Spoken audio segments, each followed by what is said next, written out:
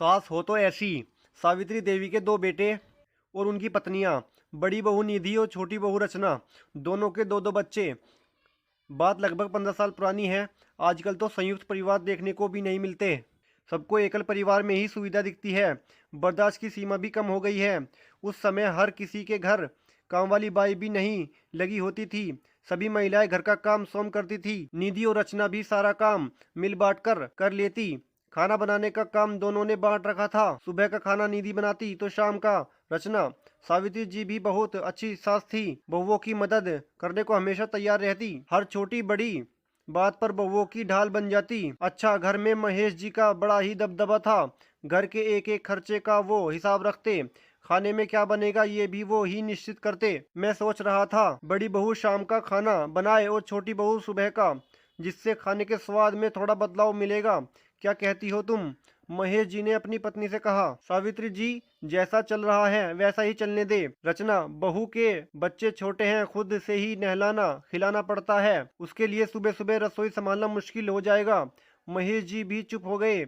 यूं ही दिन निकल रहे थे कि सावित्री जी को मायके जाना पड़ गया कुछ दिनों के लिए। फिर क्या था, महेश जी ने दोनों बहुओं को बुलाया और अचानक से फैसला सुना दिया कि सुबह का खाना रचना और रात का खाना निधि बनाएगी। महेश जी ने अपना फैसला सुना दिया और दोनों बहुओं को जाने का इशारा कर दिया। दोनों बहुएं मुंह लटकाए वहां से चली गई। दोनों बहुएं तो वैसे भी डर के मारे कुछ बोलती नहीं थी, चुपचाप चली गई। लेकिन समस्या तो बहुत बड़ी आ पड़ी थी, क्योंकि निधि भी सुबह का खाना बनाकर पूरे दिन निश्चित रहती और रचना को तो परेशानी थी ही। अब दोनों को अपनी सास की याद सताने लगी। खैर, कल से तुम बनाना सुबह का खाना रचना, मैं जितना हो सकेगा तुम्हारी मदद करूंगी। लेकिन बाबूजी तो हाथों का स्वाद भी पहचान जाते हैं।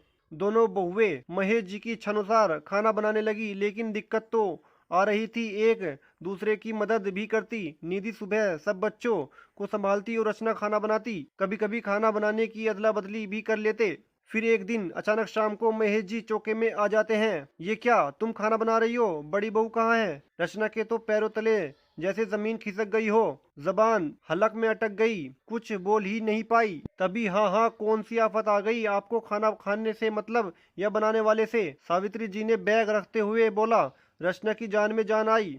सावित्री जी, रचना बेटा, मामा जी के लिए चाय बना दे। आप नहीं सुधरोगे। मैंने मना किया, फिर भी मेरे जाने के बाद आपने मेरी बहुओं को परेशान किया और अचानक से अपना फैसला सुना दिया। महेश जी, लेकिन तुम तो 2 दिन के बाद आने वाली थी। सावित्री जी, हाँ आने वाली थी, लेकिन कल बहुओं का फोन आया था। बेचारी बहुत परेशान थी, इसलिए आना पड़ा।